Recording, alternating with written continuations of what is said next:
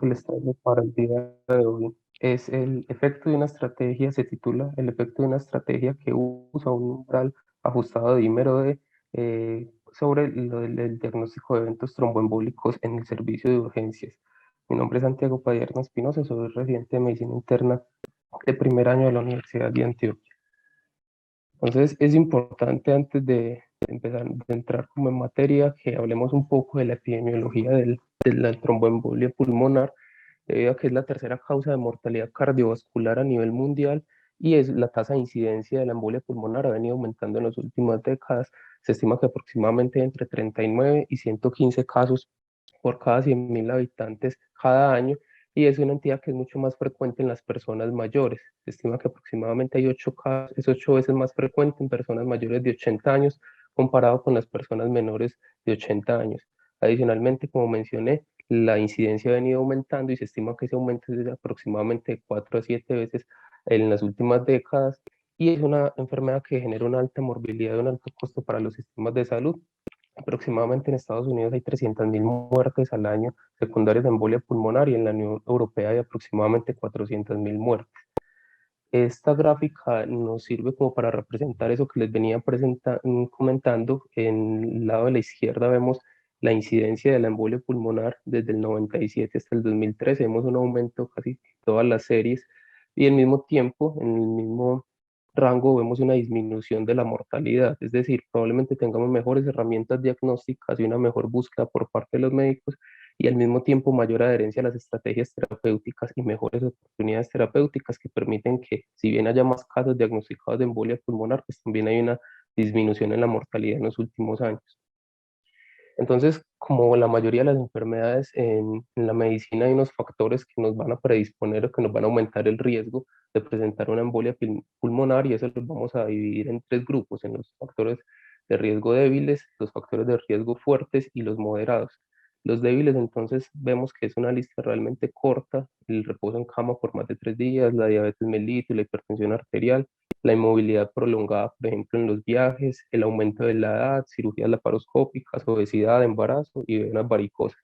Sin embargo, hay unos que son muy fuertes, que tienen un OR mayor a 10, que son los que más se asocian con la embolia pulmonar, con la fractura de extremidades inferiores, la hospitalización por falla cardíaca o fibrilación auricular en los últimos 3 meses y de la mano el infarto agudo de miocardio en esos últimos 3 meses, las cirugías de reemplazo articular de rodilla o de cadera, el trauma mayor, un evento previo tromboembólico, las lesiones del cordón medular. Y vemos que la lista más larga son los factores de riesgo moderados, que es un OR entre 2 y 9, es un rango amplio, pero que nos involucra muchos factores de riesgo. También hay otras intervenciones quirúrgicas como las artroscopias de rodillas, las enfermedades autoinmunes y autoinflamatorias, las terapias con suplemento hormonal, como la terapia de reemplazo hormonal, los anticonceptivos orales combinados, y también muy importante tener acá en cuenta las neoplasias y la quimioterapia, así como las catéteres venosos centrales y los dispositivos pues intravasculares que se pueden usar en la práctica médica. Pues como vemos, hay una gran cantidad de factores de riesgo que nos pueden predisponer a sufrir un evento embólico, tromboembólico, y es importante tenerlos en cuenta a la hora de evaluar nuestros pacientes. ¿Por qué? Porque en ese enfoque diagnóstico vamos a tener tanto los síntomas y los hallazgos clínicos, pero también esos factores predisponentes que, al combinar estos tres elementos, los síntomas, los hallazgos clínicos y los factores predisponentes, vamos a poder determinar cuál es la probabilidad de que mi paciente tenga un tromboembolismo pulmonar y qué tan probable es eso, ¿cierto? Entonces, dentro de los síntomas, siempre tener en cuenta el dolor torácico, la disnea, el síncope también puede ser una de las formas de presentación de la embolia pulmonar, y dentro de los hallazgos clínicos, la taquicardia, la taquipnea, alteraciones electrocardiográficas, y es muy importante entonces juntar todo eso con los factores predisponentes para poder determinar el riesgo de los pacientes. Dentro de los laboratorios, muy importante para el enfoque diagnóstico va a ser el dímero D, y dentro de las imágenes diagnósticas, pues la más usada va a ser la angiotomografía, pero en algunas personas seleccionadas también se puede preferir la gamografía de ventilación perfusión.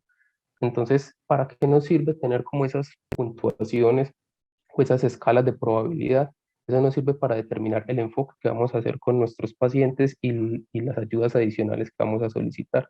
Existen dos, básicamente, las más estudiadas y las más validadas para determinar como esa probabilidad de que mi paciente tenga una embolia pulmonar. Una de estas es la puntuación de Ginebra y la otra es el score de Wells. Muy importante, ambas escalas tienen una versión modificada o simplificada y una versión original. En la versión original vamos a dividir el riesgo o la probabilidad en bajo, intermedio o alto, y en la versión modificada se nos divide en probable o improbable, ¿cierto? En este caso, con la Ginebra, vamos a ver que los ítems que se nos van a presentar son un evento tromboembólico previo, tromboembólico, perdón, la frecuencia cardíaca con dos categorías, ¿cierto? 75 a 94 o mayor o igual a 95 latidos por minuto, cirugías o fracturas en el último mes, hemoptisis, cáncer activo, dolor unilateral en las extremidades inferiores o dolor a la palpación profunda del trayecto desde la circulación venosa y el edema unilateral y la edad mayor a 65 años. Por otro lado, tenemos el score de Wells, que también vemos tiene una versión original y una versión simplificada, que de igual forma nos va a discriminar los pacientes en un bajo, intermedio o alto riesgo, o en probable o improbable si usamos como la puntuación de dos niveles. Vemos que los ítems clínicos son muy similares, hay unas pequeñas diferencias.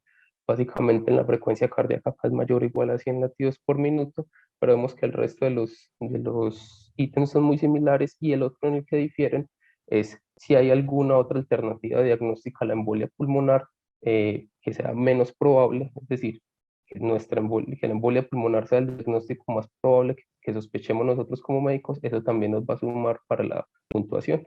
Que es importante tener en cuenta que estos scores de clasificación de los pacientes van a permitir tener como un porcentaje aproximado de cuál es la prevalencia de embolia pulmonar de acuerdo al puntaje que tenemos. Así entonces los pacientes con un riesgo bajo es de aproximadamente el 6%, un riesgo intermedio de más o menos del 23% y un riesgo alto es prácticamente del 50% y puede ser hasta un poco más. Cuando lo dividimos en los dos niveles, cuando es improbable es cercano al 8-9% y cuando es probable es aproximadamente el 35%. Entonces, esa va a ser la principal utilidad de estas escalas a la hora de enfrentarnos a los pacientes con sospecha de embolia pulmonar. Sin embargo, no son las únicas herramientas que tenemos, también hay unas herramientas adicionales y unas estrategias diagnósticas que en los últimos años han entrado como a ser parte del arsenal que tenemos a la hora de enfrentarnos a estos pacientes. Acá les presento la regla PERC, que es una regla que consta de 8 ítems, que son los que hay acá: la edad menor de 50 años, una frecuencia cardíaca menor a 100 latidos por minuto, una saturación de oxígeno mayor o igual al 95%, que no haya presentado hemoptisis el paciente, que no tenga uso de estrógenos, que no haya tenido un evento tromboembólico previo, que no tenga edema unilateral y que no haya tenido un trauma mayor o cirugía que hubiera requerido hospitalización en las últimas 4 semanas. Entonces vemos que son básicamente los mismos criterios que se van usando de forma diferente, pero hay unas herramientas adicionales que nos permiten aproximarnos a estos pacientes. Y es muy importante tener en cuenta estas que recientemente se han propuesto porque ya las guías también nos hablan acerca de ellas. Por ejemplo, acá tenemos la recomendación de la guía NICE del 2020 de enfermedad tromboembólica y vemos que en esos pacientes de bajo riesgo, dado por el score o de Wells o de Ginebra, en esta regla PERC nos permite, si es negativo, es decir, si todos los 8 ítems son negativos, nos permite ayudar a determinar qué pacientes requieren o no medición de dímero D. Si yo tengo un paciente de bajo riesgo por alguna de las escalas iniciales, le aplico la regla PERC me da negativo, yo puedo considerar ni siquiera mandarle dímero D porque la probabilidad de una embolia pulmonar es muy baja, pero no es la única guía que lo recomienda. También la guía de la Sociedad Europea de Cardiología y la Sociedad Americana de Hematología en sus guías de diagnóstico de embolia pulmonar también nos mencionan algo acerca de esta regla. En la guía como tal de la ESC vemos que ellos también hablan acerca de la regla PERC en el mismo escenario, pacientes con una probabilidad clínica baja. Sin embargo, ellos sí hacen la salvedad de que consideran que no hay estudios suficientes para determinar pues como una recomendación generalizable. Sin embargo, en la guía de la Sociedad Americana de Hematología, ellos sí son claros: los pacientes que estén en urgencias, que tengan una sospecha baja de una probabilidad baja de embolia pulmonar, si se aplica la regla PERC, uno puede determinar con eso a qué pacientes se les envía o no el dímero D y continuar la evaluación diagnóstica.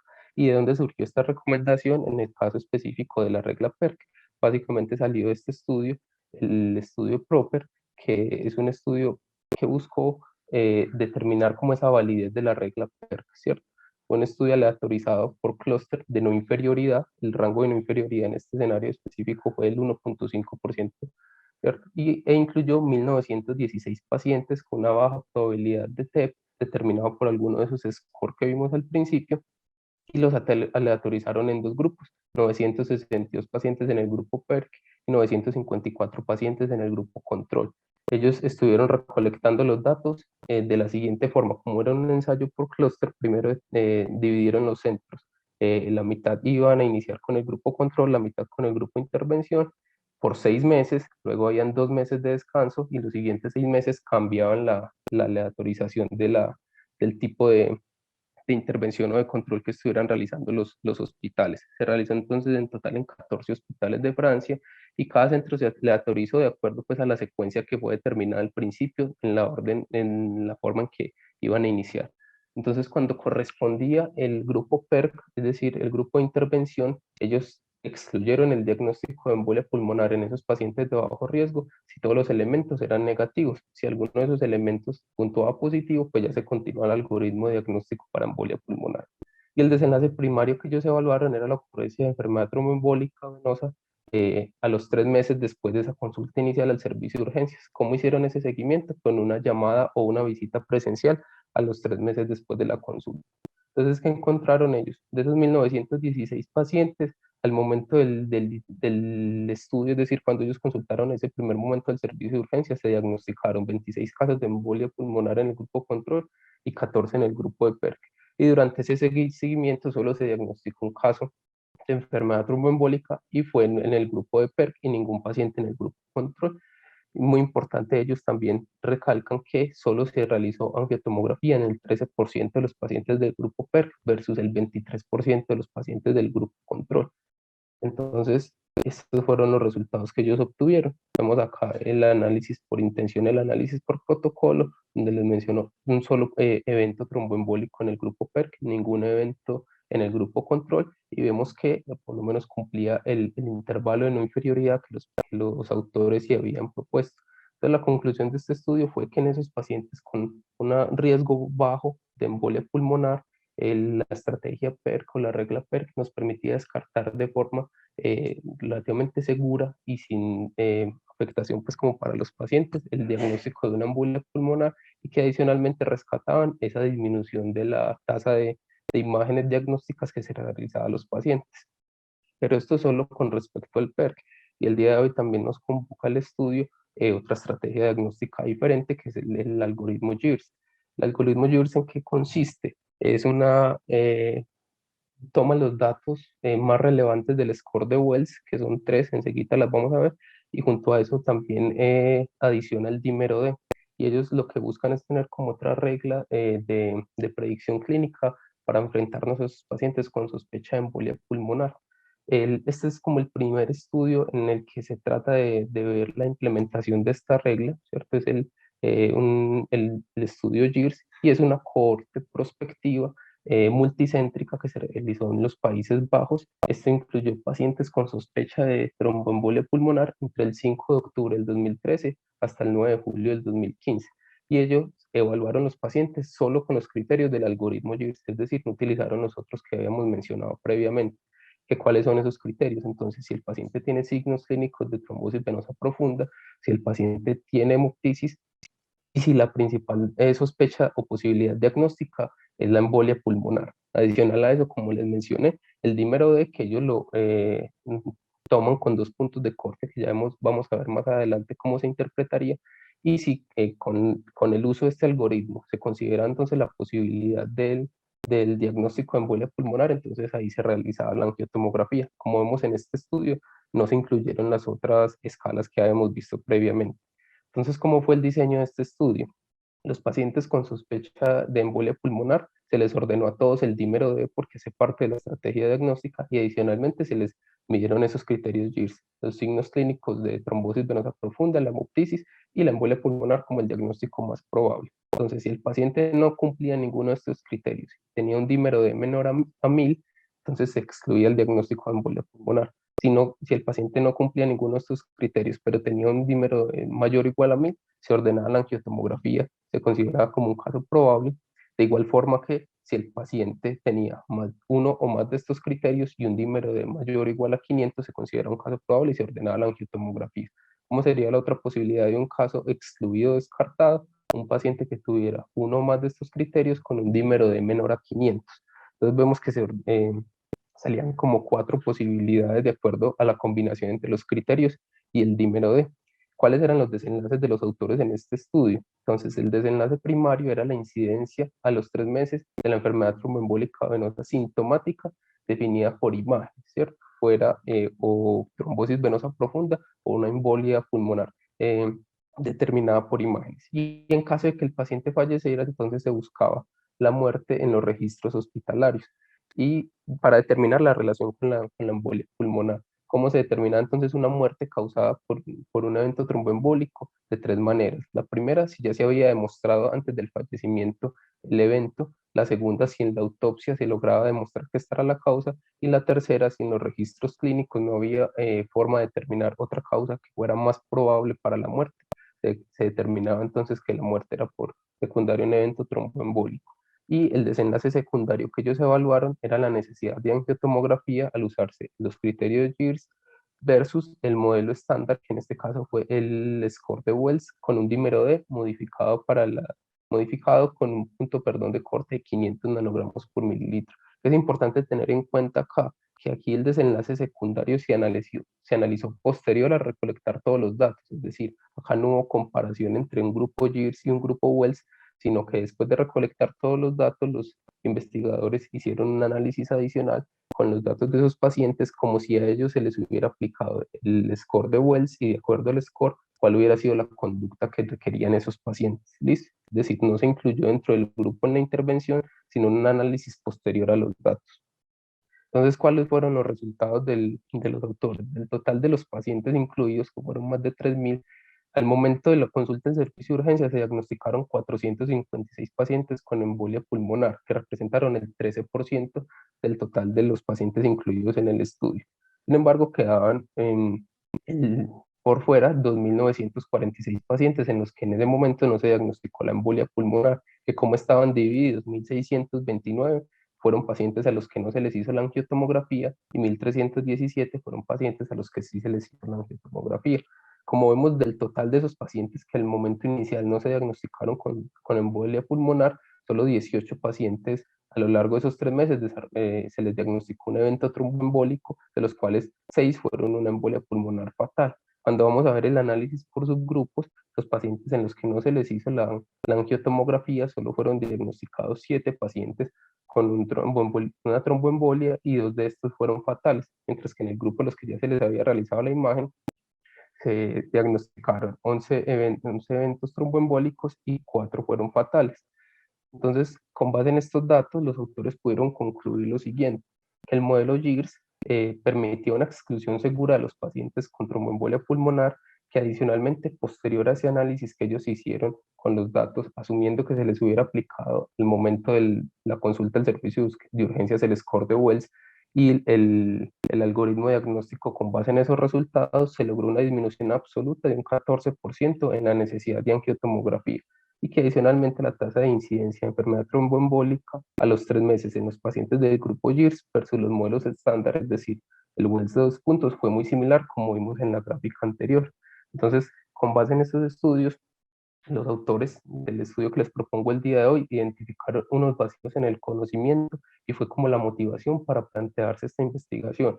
La primera era que no se había estudiado en población general la propuesta allí es en un ensayo aleatorizado. Si hay un ensayo clínico, pero en población gestante, que obviamente como es una población que difiere en algunas características de la población general, pues no se podían trasladar estos resultados al resto de la población. La segunda era que ningún estudio había combinado el uso de la regla PER en conjunto con el algoritmo GIRS y que adicionalmente tampoco se había evaluado ni el algoritmo GIRS ni la regla PER con el dímero de ajustado para la edad en personas mayores de 50 años, que es la recomendación actual de las guías a la hora de medir el dímero D. Entonces, con base en estos 3 vacíos del conocimiento principalmente, fue que los autores se motivaron a realizar el estudio que les traigo el día de hoy.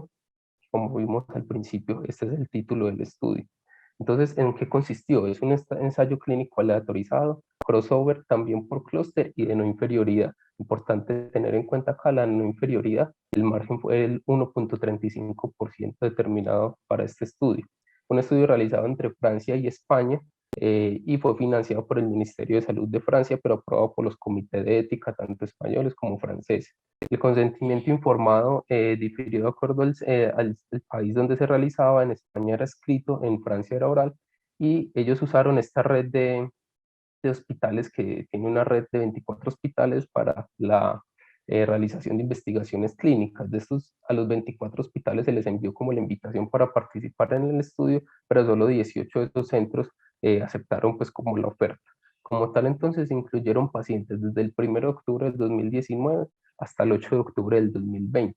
Pero hay que tener en cuenta que estuvo suspendido a partir del 15 de marzo, en promedio entre 4 y 6 semanas, porque esto coincidió con el primer pico de la pandemia, tanto en Francia como en España. Y en ese momento, pues los hospitales cancelaron los estudios de investigación que tenían, pues el recurso humano y de atención se centró en la atención de pacientes con COVID-19. Entonces es importante tener en cuenta que hubo una suspensión durante la realización del estudio, pero por motivos ajenos a los de la investigación propiamente dicha. Entonces, ¿cómo fue el desarrollo de esa metodología en este estudio? El primer paso fue la evaluación de la probabilidad pretest, pero aquí no se usaron tampoco escalas, ni Wells, ni Ginebra, sino por la evaluación clínica, y ellos lo recalcan así, subjetiva del médico de urgencias. Es decir, el médico de urgencias evaluaba al paciente y determinaba qué tan probable era que tuviera un evento tromboembólico. Y se incluyeron entonces, después de esta evaluación por el médico de urgencias, los pacientes que tenían sospecha clínica de embolia pulmonar, si fuera baja esa sospecha, pero que al menos tuviera un PERC de 1 punto o más, es decir, como vimos al principio de la presentación, esos pacientes de riesgo bajo con un PERC positivo, que siempre iban para dímero D, ahora ellos se incluyeron en este estudio. Las otras personas que se incluyeron en los que tuvieran una probabilidad aproximada entre el 16% y el 50%, es decir, más o menos como un riesgo intermedio. ¿Quiénes se excluyeron? Los pacientes con una probabilidad clínica baja o muy baja y que el PERC era de 0 puntos, es decir, esos pacientes que realmente no requieren como continuar en el algoritmo diagnóstico, y adicionalmente los pacientes que tenían una probabilidad muy alta, es decir, ellos calculaban una probabilidad mayor al 50%. ¿Y qué otros criterios de exclusión tuvieron? La enfermedad grave, que ellos la definieron como aquellos pacientes que llegaban al servicio de urgencias con una saturación menor al 90% o una presión arterial sistólica menor a 90 milímetros de mercurio o con signos francos de dificultad respiratoria. Esos pacientes no se incluyeron. Tampoco los pacientes que ya tenían un momento, un manejo con anticoagulación al momento de la evaluación, los que ya tenían un diagnóstico de enfermedad tromboembólica venosa, las pacientes embarazadas, los pacientes que tuvieran una causa muy clara de que los síntomas fueran explicados por algo diferente a la embolia pulmonar, por ejemplo, los pacientes con un neumotórax, y los pacientes que estuvieran en centros penitenciarios, sobre todo por el seguimiento. ¿Cómo fue la aleatorización que ellos realizaron? Entonces fue una aleatorización que estaba generada por una secuencia por ordenador que estaba a cargo de un estadista que no estaba incluido en los investigadores del estudio, y para esto se usó el programa PROCPLAN. Importante tener en cuenta que esa aleatorización estuvo oculta hasta el momento que se inició el estudio, y se diseñó entonces de la siguiente forma: 4 meses grupo control, 2 meses de descanso y 4 meses grupo intervención para la mitad de los hospitales, y la otra mitad de los hospitales fue 4 meses grupo intervención, 2 meses de descanso y 4 meses de grupo control. La proporción entonces de aleatorización fue de 1 a 1, y esta aleatorización estuvo estratificada por país y por tamaño del centro. Ellos ahí hicieron la discriminación y definían centros pequeños y atendían menos de 50.000 pacientes al año, centros grandes y atendían más de 50.000 pacientes al año. Y con base en todos estos ítems se estratificó utilizando bloques de 4 bloques de A4 o un bloque de A2 de acuerdo al tamaño del centro para la aleatorización de los pacientes. ¿Cuál fue entonces la intervención que ellos plantearon para el estudio? Entonces consistía en que en esos pacientes que se incluían al estudio se evaluaban con la estrategia diagnóstica para determinar como la presencia o no de embolia pulmonar con los criterios GIRS, o como digamos el manejo convencional. Entonces, ¿cómo se define un caso descartado de tromboembolia pulmonar con base en los criterios GIRS?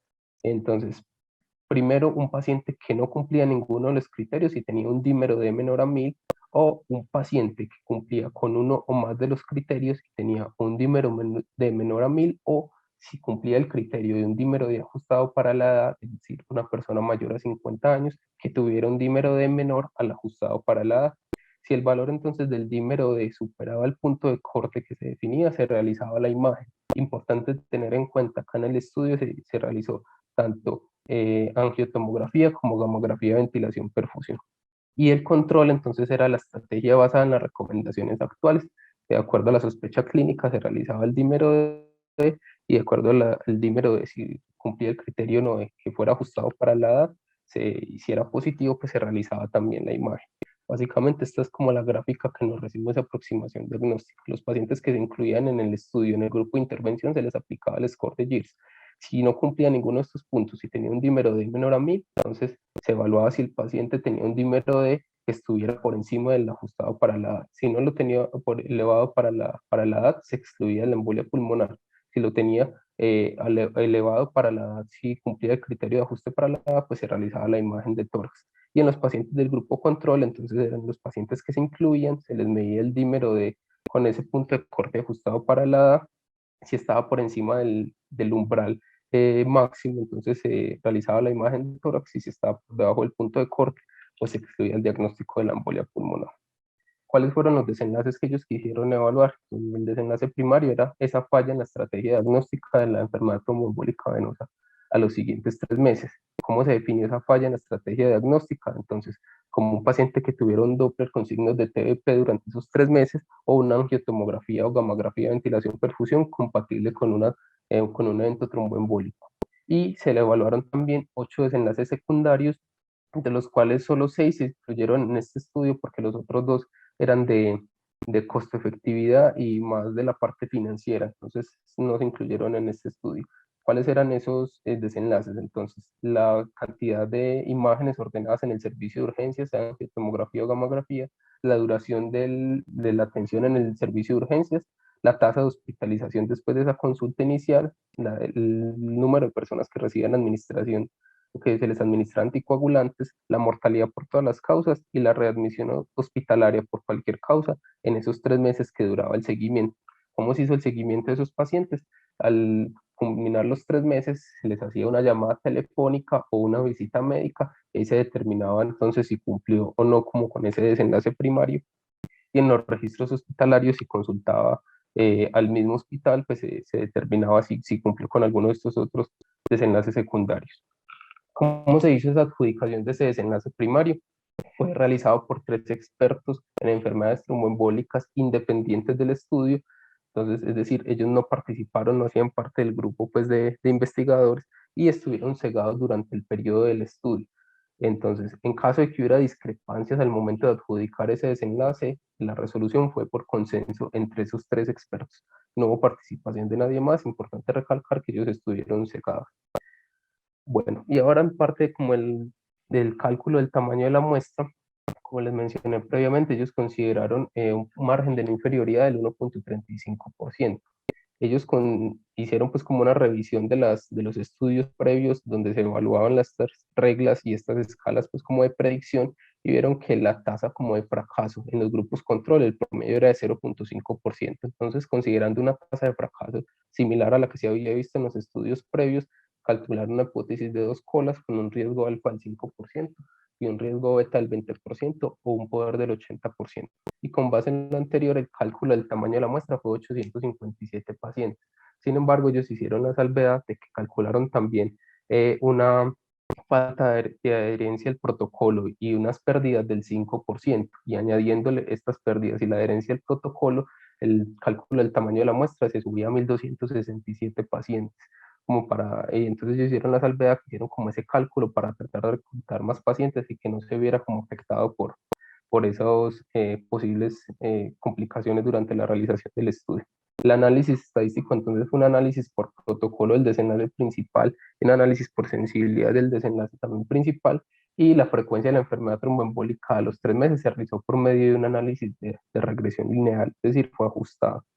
¿Cómo fue entonces la distribución de de los pacientes. Esta es una gráfica un poco densa, pero ya resume mucho de lo que yo les he dicho. Fueron 24 centros que hacen parte de esta red de investigación, solo 18 participaron y se dividieron los pacientes entonces en los hospitales, perdón, primero en los que recibían los grupos de intervención y luego control, y primero control y luego intervención.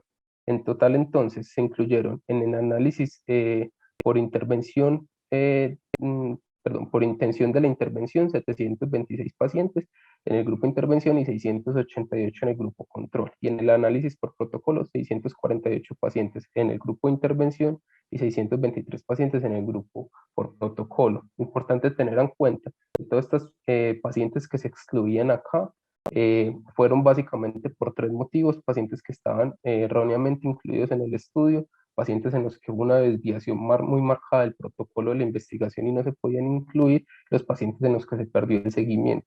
El total de pérdidas de seguimiento hubo 37 pacientes, que correspondía más o menos al 2.6% del total de los pacientes que se incluyeron en el estudio. Y como vemos, el total de los pacientes incluidos en ese análisis por intención sobrepasaba esos 1.267, que era como el cálculo del tamaño de muestra que ellos habían presupuestado con las posibles complicaciones del desarrollo de la investigación. Las características entonces basales de la población, quiero recalcar acá en estos que están señalados algunas diferencias que me parecieron importantes. La primera no es una diferencia, es la edad, que vemos que la edad promedio en los dos grupos fue similar, 54 y 55 años. Sin embargo, cuando empezamos a ver como las comorbilidades de los pacientes, y vemos que en el grupo control había más pacientes con enfermedad cardíaca congestiva o isquémica, un 11.3% versus un 8.7%. De igual forma, otros de los factores de riesgo importantes, que son las neoplasias, había un 6.3% de los pacientes en el grupo control tenían cáncer activo versus un 3.9% de los pacientes en el grupo de intervención. Y a la hora de presentarse, pues como en las de las manifestaciones clínicas, vemos que en el grupo control el 4.7% de los pacientes tenía dolor en las pantorrillas a la palpación, en ese trayecto venoso, y un 2% tenía un edema unilateral de miembros inferiores, mientras que en el grupo de intervención era el 2.6 y el 1% respectivamente. Por último, algo fue muy llamativo también a la hora pues ya como de los tipos de embolia pulmonar diagnosticados. Vemos que en el grupo de intervención el principal fue diagnosticado fue la tromboembolia el lobar, mientras que en el grupo de control la principal diagnosticada fue la segmentaria, y la menos diagnosticada en el grupo de intervención fue la subsegmentaria aislada versus la subsegmentaria en el grupo control, que fue como otras diferencias llamativas ahí en estas, como digamos, datos demográficos básicos de las personas incluidas en el estudio. ¿Cuáles fueron los resultados entonces que obtuvieron los investigadores? Esta es la tabla de los resultados del desenlace primario. Vemos acá el análisis por protocolo y el análisis de acuerdo a la aleatorización. En ese análisis por protocolo vemos que en esos primeros 3 meses se presentó un evento tromboembólico en el grupo de intervención y 5 en el grupo control. Se cumplía el margen de no inferioridad cuando se hacía ese análisis ajustado. Y en el análisis por aleatorización, vemos que en total fueron 3 pacientes del grupo de intervención y 6 pacientes del grupo control, pero que de igual forma se cumplía ese margen de no inferioridad que se habían propuesto los autores. Y esta es la tabla de los desenlaces secundarios. Vemos que en el análisis ajustado, de los 6 desenlaces secundarios que los pacientes, que los autores, perdón, estaban tratando de evaluar, hubo 2 en los que hubo una reducción significativa, que fue en la cantidad de imágenes que se realizaron, tanto angiotomografías como gamografías, y la mediana de duración de la estancia hospitalaria la consulta de urgencias. Simplemente aquí mencionan el análisis, pues así como grande. Sin embargo, en el suplemento ellos sí hacen la discriminación por análisis también por protocolo y por aleatorización de todos los resultados secundarios. Entonces, la discusión y las conclusiones que los autores del estudio nos plantean es que el uso de esta estrategia GIRS en pacientes con sospecha de embolia pulmonar y un PERC positivo en pacientes con sospecha de embolia pulmonar con un riesgo intermedio es muy inferior a la estrategia usual que tenemos pues como de diagnóstico. Sin embargo, ellos también reconocen varias limitaciones, las principales, pues, las limitaciones propias de la aleatorización por centros y no por pacientes, las desviaciones del protocolo que fueron considerables, fueron 64 pacientes con desviaciones importantes del protocolo, de tener datos de ese desenlace primario en 37 pacientes, es decir, las pérdidas que mencionamos previamente, y algo muy importante que que los autores señalaban era que el uso de estos criterios GIRS pueden ser un poco más subjetivos que los otros criterios que estamos acostumbrados a usar, como el Wells o el Ginebra, debido a que no tiene como unos parámetros, digamos, tan bien definidos como frecuencia cardíaca o este otro tipo como de parámetros que vimos al principio en las otras escalas, que puede ser un poco difícil la implementación, sea como con el mismo rigor en todos los médicos que lo utilizan. Ahora pasando entonces al análisis JAMA, recordemos que este era un estudio de inferioridad, entonces con base en eso vamos a responder las preguntas.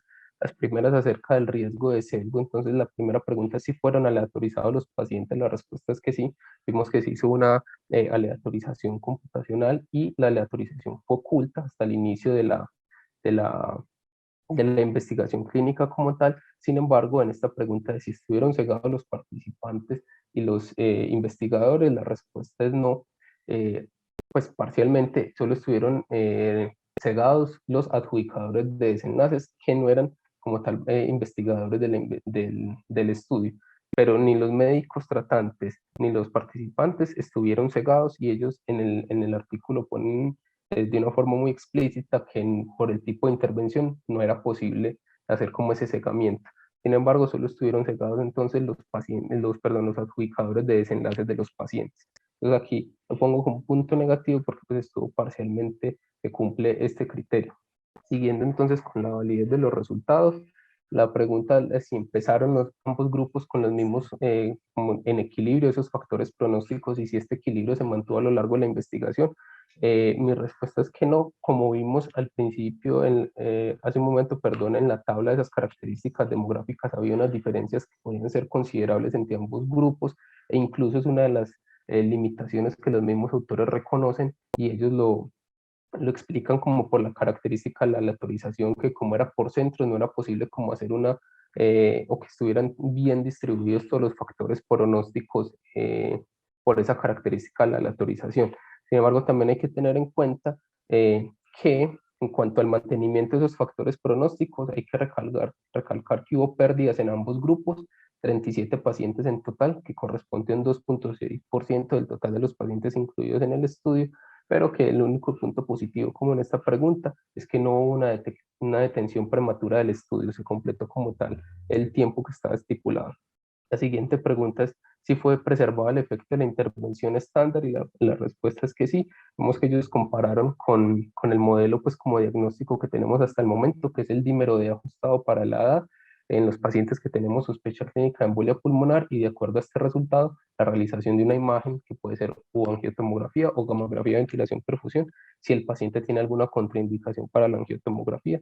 Como vimos antes, fue como el algoritmo que se siguió cuando los pacientes estaban en el grupo control.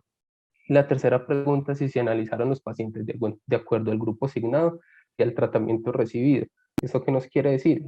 Si los pacientes se analizaron por la aleatorización y por protocolo. Como vamos a ver a continuación nuevamente, los autores en el artículo solo nos presentan el desenlace principal, ese análisis por protocolo y ese análisis por aleatorización. Sin embargo, los desenlaces secundarios también se realizó el mismo análisis, no está incluido en el análisis en el artículo como tal, pero sí se les hizo, y en el material suplementario también se encuentra.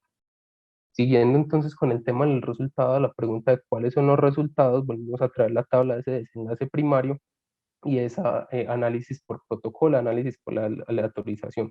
Como vemos, recordemos, ellos se habían fijado como esa no inferioridad del 1.35% entre el grupo de intervención y el grupo control, y como vemos en ese análisis ajustado, tanto en el análisis por protocolo, en el análisis por aleatorización, se cumple pues ese margen de no inferioridad.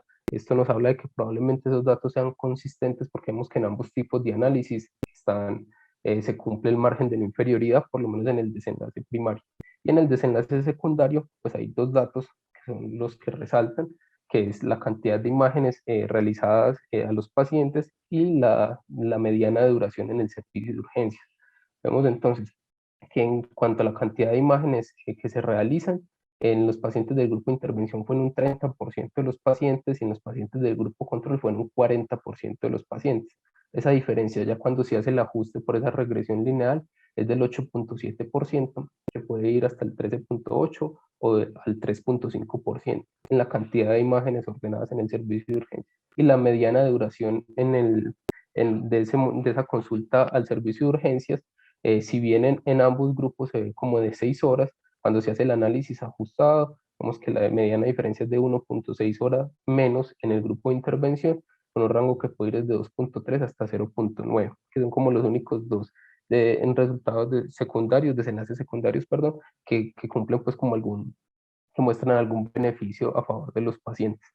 La tercera parte entonces es la aplicabilidad de los resultados del estudio. La primera pregunta es si son similares los pacientes del estudio a mis pacientes. Yo considero que sí. Como vimos, son pacientes de una edad ya un poco avanzada, 55 años en promedio en ambos grupos, pacientes con múltiples comorbilidades y factores de riesgo para embolia pulmonar, que normalmente son los que uno se enfrenta en la práctica clínica con el dilema de embolia pulmonar. Entonces creo que representan bien como los pacientes a los que se puede sospechar este diagnóstico cotidianamente. La segunda pregunta es si se consideraron los resultados importantes para los pacientes. También considero que sí. Vemos que el desenlace primario fue esa ocurrencia de un evento tromboembólico en esos primeros 3 meses, pero también se incluyeron desenlaces secundarios que para algunos pacientes pueden ser relevantes, como la necesidad de imágenes, porque hay pacientes que pueden tener alergia al medio de contraste o una función renal disminuida que pueda estar, que se pueda empeorar con el uso de los medios de contraste. Entonces son desenlaces que definitivamente para los pacientes son importantes. Y la tercera pregunta es si las ventajas que ofrece la intervención experimental son relevantes en cuanto a costos y a daños. De una forma más sencilla, es si es algo costo efectivo. En este escenario también considero que sí, porque vemos que incluso la intervención de esta estrategia nos puede llevar a tomar a menores conductas en cuanto a imágenes diagnósticas y menor tiempo de estancia de los pacientes en el servicio de urgencias. Y eso para el sistema de salud probablemente pueda traer algún beneficio en cuanto a costos de la atención. Entonces, mis conclusiones como tal del análisis de este estudio, la primera es que este modelo JIRS es una alternativa y se nos plantea ya como una alternativa también para tomar decisiones iniciales en los pacientes con sospecha de embolia pulmonar, que el principal limitante en este ítem estoy de acuerdo con los autores del estudio, puede ser la subjetividad de la aplicación, especialmente en el ítem de qué tan que la embolia pulmonar sea el diagnóstico más probable que yo esté sospechando, porque a veces podemos estar un poco sesgados a la hora de atender los pacientes o hay un diagnóstico que no hayamos considerado que sea un poco más probable. Entonces, con base en eso, considero que su uso correcto puede traer beneficios para los pacientes y para el sistema de salud, pero que hay que tener muy presente que puede traer algo de subjetividad, sobre todo en ese ítem, y que a la larga ese beneficio en reducción de imágenes y de estudios diagnósticos adicionales, pues no se vea representado si aplicamos, digamos, de forma incorrecta la regla, este algoritmo de predicción. Y la cuarta conclusión es que definitivamente trae una importante disminución en el uso de imágenes y las implicaciones que puede tener para los pacientes en cuanto a radiación, exposición a medios de contraste y efectos adversos que pueda tener. Muchas gracias. Está el doctor John, no sé si el profe tenga algún comentario. Sí, buenos días. Me parece muy buena la presentación, Santiago. Es un estudio interesante en el sentido que combina dos escalas de predicción en el diagnóstico de embolia pulmonar, sumado al dímero D, pues, que es el elemento desde el punto de vista del laboratorio que nosotros tenemos como valor predictivo negativo más importante al momento de nosotros considerar al paciente con embolia pulmonar. Esto nos permite, pues, desde el punto de vista, pues, como de la intervención en lo que hacemos nosotros día a día en el trabajo, sobre todo en el servicio de urgencias, de depurar los pacientes que puedan tener mayor probabilidad de una embolia pulmonar. De tal forma que lo que pretende este estudio es como evaluar la eficacia de la realización de un angioTAC en pacientes con sospecha de embolia pulmonar. Entonces uno asume que si se combinan dos escalas de predicción sumado al dímero D, pues va a ser como más eficaz la intervención en cuanto a, por así decirlo, como ahorro de la utilidad de la imagen, que es el angioTAC quien confirma pues como el diagnóstico del TEP. Desafortunadamente, pues no hay un ensayo como ideal y aquí leemos pues algunas falencias que ya mencionaste, Santiago. La principal de ellas es que hay que reconocer que el score de GEARS es bastante subjetivo. Ese asunto de que uno mirar si qué tan probable que el paciente tenga un TEP tiene mucha subjetividad del médico que se enfrenta hasta el paciente, al paciente. Hay otros elementos que también mencionaste tú, pues ya como el estudio como tal, que fue que no hubo un cegamiento total, la homogeneidad de los pacientes es muy difícil en este tipo de estudio y que también hubo una pérdida considerable de pacientes. Eso le resta pues como alguna, eh, como eficacia en cuanto a, a los desenlaces del estudio, como en la credibilidad, la aplicabilidad en la práctica, pero no deja de ser un estudio interesante donde, repito, donde la combinación de dos escalas de predicción junto con el dímero D, pues cree uno que aportan algo a la práctica clínica.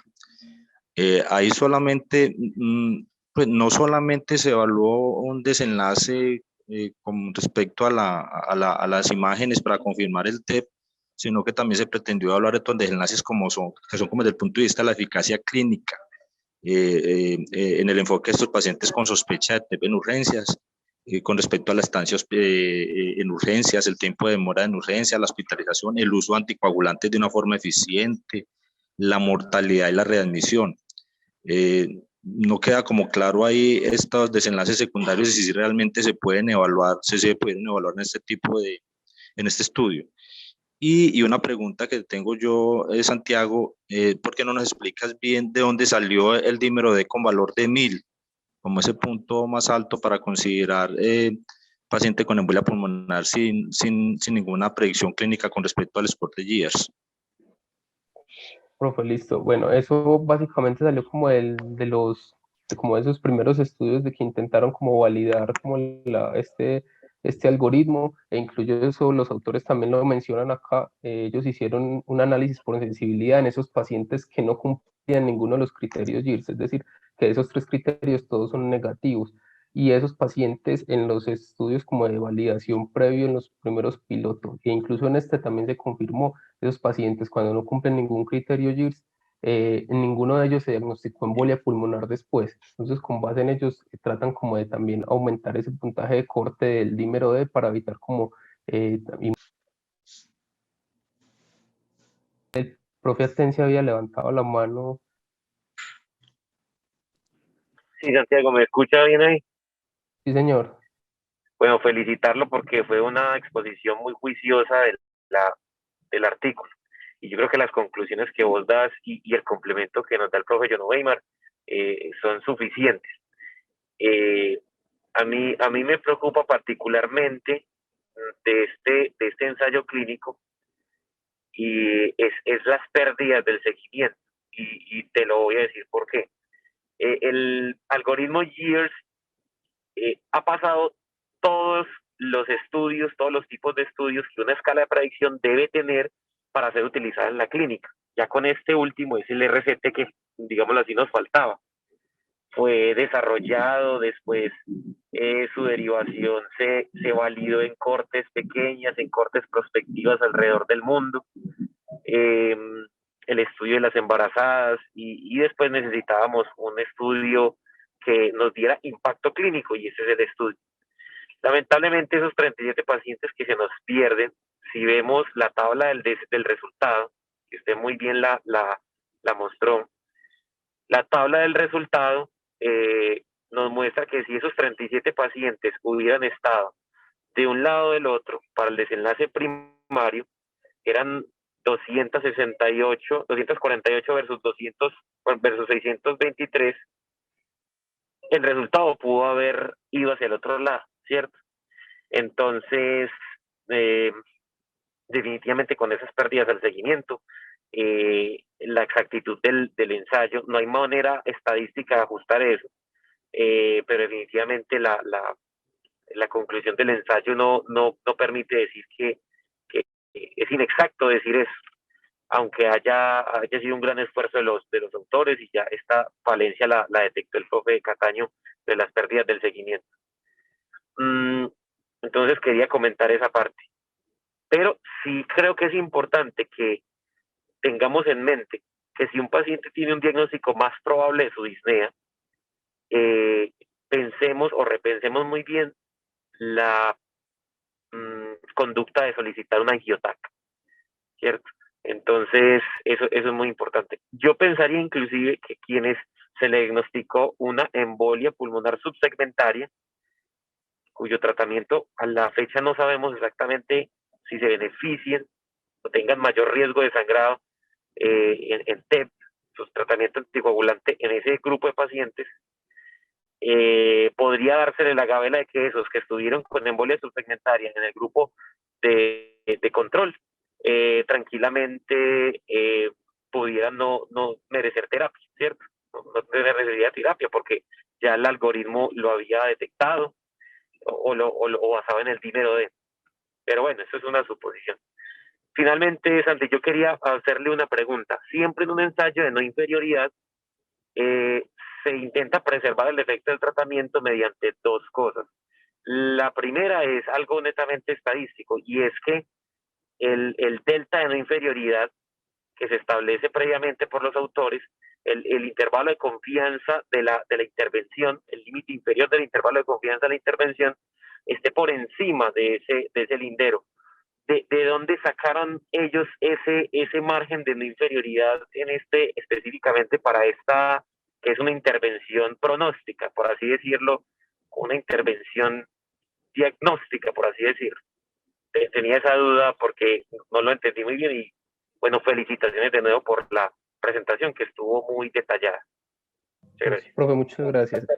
Bueno, la respuesta que yo le puedo dar a esa pregunta es que ellos lo justificaban básicamente como por dos cosas, que fue lo que entendí pues como del artículo. Uno, que en la mayoría de los estudios, incluso en los que se habían validado el Wells, la escala de Ginebra, en el mismo punto del PERC, los autores mostraban, pues se habían visto que ese grupo control tenía como una tasa de error diagnóstico a los 3 meses de más o menos que oscilaba entre 0,5 y 0,6%, y que incluso algunos de esos estudios de validación habían como puesto como ese umbral de evitar que fuera como duplicar pues como ese riesgo del error, que podía ser entonces de acuerdo como a ese que se escogiera, podía ir hasta el 1,5%, incluso en ese de validación del PERC, los autores en ese utilizaron como punto de no inferioridad 1,5%.